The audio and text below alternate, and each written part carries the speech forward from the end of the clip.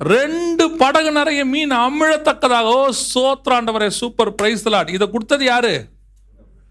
கொடுத்தது யாரு? இயேசு கிறிஸ்து. வாக்கு தத்தத்தின்படி பெற்றிருக்கிறார். ஆமா, அவர் சொன்ன வாக்கின்படி தான் நடந்துச்சு. வாக்கு தத்தத்தின்படி நான் சோந்தரித்த மீன் கொடுத்தது காட். அப்படின்னா இது அநியாய பொருள்லாம் கிடையாது, 100% கர்த்தர் கரத்தில் வந்தது. அதை விடு. இப்போ இந்த நியாயப்பிரமாணத்தை ஃபாலோ பண்ணி சம்பாரிச்சானே ஒரு வாலிபன், இவன் தப்பா சம்பாரிச்சானா சரியா சம்பாரிச்சானா? 100% பர்ஃபெக்ட் மணி. ஏன்னா அவன் சிறு வயது முதல் கொண்டு எப்படி இருக்கிறான்? நியாயப்பிரமாணத்தை. அப்ப அவங்ககிட்ட இருக்கிற ஆஸ்தி எப்பேற்பட்டது? எல்லாத்துக்கும் கணக்கு இருக்கு, பர்ஃபெக்ட் இருக்கு, காணிக்கை செலுத்தி இருக்கிறான். அதுல ஒண்ணு கூட தப்பான பணம் கிடையாது. இவங்கிட்ட இருந்த பணம், சகையோடைய பணத்துல கூட கொஞ்சம் மிஸ்டேக் இருந்துச்சு. அதனால்தான் சகைவே சந்தேகத்துல சொல்றாரு, நான் ஒருவேளை அநியாயமாய் வாங்கி இருப்பேன், ஆனால் நாளத்தனையே நான் திருப்பி தந்துடுறேன். ஆனா இவங்கிட்ட அப்படி பேச்சே கிடையாதுங்க, பர்ஃபெக்ட்.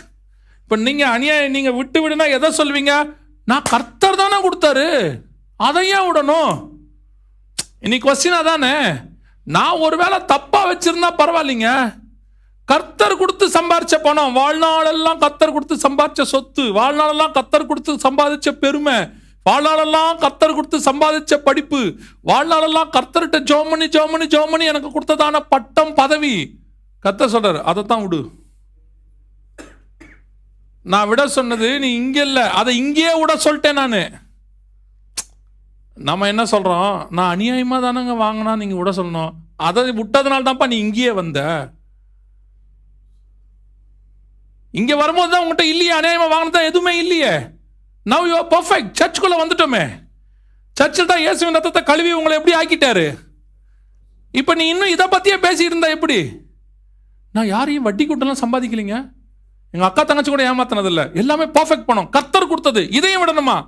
அது இங்க விடணும்பா. தப்பா சம்பாதிச்சிருந்தா சரியா சம்பாதிச்சதை விடுறதாப்பா இது. ஏன்னா உனக்கு கிடைக்க போகிறது நித்திய ஜீவன். உனக்கு நித்திய ஜீவன் சொல்றதா சொத்து பெருசா பெரிதாங்கிறது தான் கேள்வியே. இப்ப